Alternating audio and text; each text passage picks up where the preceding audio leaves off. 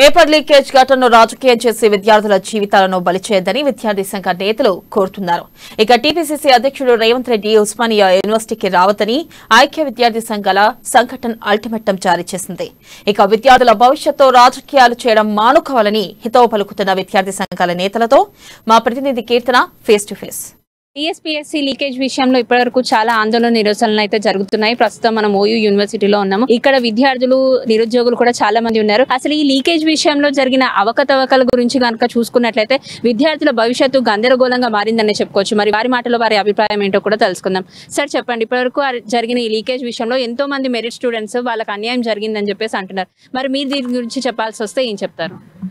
ఇది చాలా అన్యాయం అండి. ఎందుకంటే ఎంతో కష్టపడి చదువుకునే విద్యార్థులు అంటే ఇంటి దగ్గర అప్పు చేసి దాదాపు చాలా మంది విద్యార్థులు దాదాపు 3 లక్షల మంది విద్యార్థులు రాశారు. అందులో చాలా మంది క్వాలిఫై అయినారు. వాళ్ళందరి జ్ఞానాన్ని కూడా వీళ్ళు అమ్ముకున్నట్టే లెక్క అనమాట టీఎస్పీఎస్సీ. ఈరోజు టీఎస్పీఎస్సీ కూడా ఒక జిరాక్స్ సెంటర్ లాగా తయారైంది. ఏంటంటే అక్కడ మొత్తం మేము ఏమున్నా కూడా మొత్తం మైక్రో జిరాక్స్ లాగా కాపీ పేస్ట్ చేసి మిగతా వాళ్ళకు అమ్ముకోవడం జరుగుతుంది. ఇది చాలా దుర్మార్గమైన చర్య. ఎందుకంటే ఇంటి దగ్గర అందరు గాను రికార్డ్స్ గానీ డొక్కాడని కుటుంబాల నుంచి వాళ్ళు ఉన్నారు. సార్, ఈ టీఎస్పీఎస్ లీకేజ్ విషయంలో చాలా మంది పెద్దవాళ్ళు ఎవరైతే ఉన్నారో వాళ్ళందరూ హైడ్ అయిపోయి నార్మల్ ఒక సామాన్యుల్ని ముందేస్తున్నారు అన్నట్టుగా ఒక మాట వస్తుంది సార్. అంటే కానిస్టేబుల్ విషయంలో కానివ్వండి, వీళ్ళందరినీ చాలా వరకు వాళ్ళందరే ముందు పెడుతున్నారు, వాళ్ళ పేర్లు బయటకు రాకుండా ఇవన్నీ చేస్తున్నారు అని చెప్పేసి అంటున్నారు. కానిస్టేబుల్ భార్య కూడా నా భర్తకి దీనికి సంబంధించి ఎటువంటిది ఏమీ తెలియదు, ఆయన ఏ అన్యాయం చేయలేదు అన్నట్టుగా ఆవిడ కూడా పోలీసుల ముందు ఆవిడ ఆవేదన తెలిపారు. ఏదైనా ఒక పార్టీని లేదా ఒక ప్రభుత్వాన్ని బాధ్యతగా చేయటం అంటే బాధ్యత వహించాల్సి వస్తుంది. కానీ నిజానికి ఈ జరుగుతున్నటువంటి ఏ ఇష్యూ అయినా సరే, ఈ పేపర్ లీకేజీ కానీ లేకపోతే ఎగ్జామ్స్ విషయంలో జరిగేటటువంటి ఏ తప్పిదాలకు కూడా ఉద్దేశపూర్వకంగా ఏ ప్రభుత్వాలు ఉన్నా సరే ఉద్దేశపూర్వకంగా చేసేదైతే ఉండదు. ఇక్కడ మెయిన్ జరిగింది ఏంటి అంటే పేపర్ అనేది లీకేజ్ జరిగింది. లీకేజ్ ఎక్కడ జరిగింది? ఒక సెక్షన్ ఆఫీసర్ దగ్గర నుంచి జరిగింది. అంటే ఆయన వ్యక్తిగత సహాయకుడిగా ఉన్నాడు కార్యదర్శికి.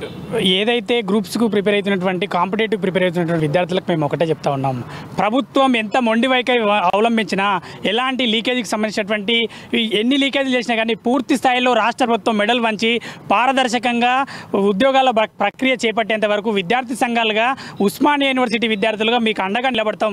రాష్ట్ర ప్రభుత్వం ఎవరైతే కాంపిటేటివ్ ఎగ్జామ్స్కు ప్రిపేర్ అవుతున్నటువంటి విద్యార్థులు ఉన్నారో వాళ్లకు ఆర్థికంగా ఆదుకుని చాలామంది ప్రభుత్వ ఉద్యోగాలను వదిలేసి లాంగ్ లీవ్లు పెట్టి వచ్చి హైదరాబాద్ దిల్సుఖ్నగర్ కేంద్రంగా వడ్డేర బస్తీలలో అద్దెకు తీసుకొని 5,000 3,000 రూపాయలు కేటాయించి మొత్తం కూడా విద్యార్థులు కోచింగ్లు తీసుకొని చదువుతా ఉన్నారు. వీళ్ళందరికీ ఆల్రెడీ కొంతమంది విద్యార్థులు క్వాలిఫై అయినారు. ఆల్రెడీ అలాంటి విద్యార్థులు గ్రామీణ ప్రాంతాలలో ఆల్రెడీ క్వాలిఫై అయినా మాకు ఉద్యోగాలు వచ్చినటువంటి విషయాన్ని వాళ్ళ తల్లిదండ్రులకు చెప్పారు.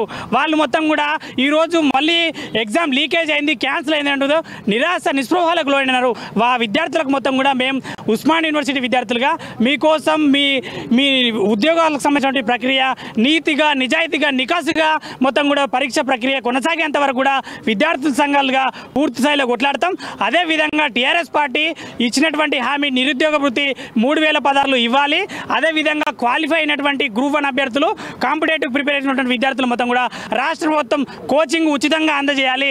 వాళ్ళు ఉండటానికి మౌలిక వసతులు, భోజనం, కోచింగ్ ఇటువంటి సదుపాయాలు కల్పించి విద్యార్థులకు మొత్తం కూడా 1 లక్ష రూపాయలు ఆర్థిక సాయం చేయాలని విద్యార్థి సంఘాలుగా మేము డిమాండ్ చేస్తా ఉన్నాం. ఇప్పుడు ప్రిలిమ్సే జూన్లో పెట్టినప్పుడు ఇప్పుడు మేము తర్వాత మాకు అకామినేషన్ కోసం మేము బయటికి వెళ్ళామనుకో, ప్రతి నెల మాకు కనీసం 5,000 ఖర్చు వస్తుంది. స్టడీ హాల్ తీసుకోవాలి, అదంతా ఎవరు మేము భరించాల్సి వస్తుంది. కాబట్టి గ్రూప్ 1 ప్రిలిమ్స్ ఎవరైతే క్వాలిఫై అయ్యారో వాళ్ళకు ప్రభుత్వం నుంచి 1 లక్ష రూపాయలు అన్నది ప్రతి అభ్యర్థికి వేయాల్సింది ఖచ్చితంగా. ఎందుకంటే అది ఖచ్చితంగా ప్రభుత్వం తప్పు. ఎందుకంటే అది ఏదైతే పేపర్ లీకేజ్ అయిందో అది ఒక గవర్నమెంట్ అధికారులు దాన్ని బయట పెట్టిన ఉంటే వాళ్ళు మళ్ళీ వేరే పార్టీల పైన ఆరోపణలు చేస్తారు. ఆ పార్టీలో ఉన్న వాళ్ళు కావాలని లీక్ చేసిరు, ఇలా చేసిరని. ఒకవేళ అదే కరెక్ట్ అయితే మీరే గవర్నమెంట్ అన్నది దాన్ని లీక్ చేసిన వాళ్ళని పట్టుకుని ఉంటే మేము కూడా దాన్ని ఒప్పుకుంటుంటే, కానీ అది ఎక్కడో వాళ్ళ డబ్బు వ్యవహారంలో వాళ్ళు గొడవపడి వాళ్ళు బయటపడిన తర్వాత ఆ పార్టీ వాళ్ళు ఉన్నారు వీళ్ళు ఉన్నారు అని చెప్తారు. ఇప్పుడు సిట్ అయితే ఏదైతే వేసిర్రో టీఎస్పీఎస్సీ బోర్డులోనే ఒక్కరు లీవ్ పెట్టకుండా 6 మంది క్వాలిఫై అయ్యారు. మరి చూడాలి, రేపు ఎల్లుండి కూడా ఇక్కడ రేవంత్ రెడ్డి గారు వచ్చి దీక్ష చేస్తున్నారంట. మరి విద్యార్థులకు కానివ్వండి, నిరుద్యోగులకు కానివ్వండి ఎలాంటి కార్యరూపణ చేస్తారు? రానున్న ఎగ్జామ్స్లో వీళ్ళ భవిష్యత్తుని దృష్టిలో పెట్టుకొని విద్యార్థులు కోరినట్లుగానే మరి ఆ పరిహారం ఏదైనా చెల్లిస్తారా, లేకపోతే ఇటువంటి ఏ అవకతవకలు జరగకుండా క్లీన్గా అంటే ఎవరికి ఏ ఇబ్బంది లేకుండా ఎగ్జామ్స్ కండక్ట్ చేస్తారో లేదో చూడాలి నరసింహ. సో ఇది ఇప్పటి వరకు ఉన్న అప్డేట్. కెమెరామెన్ మల్లేష్తో కీర్తన, అమ్మా న్యూస్.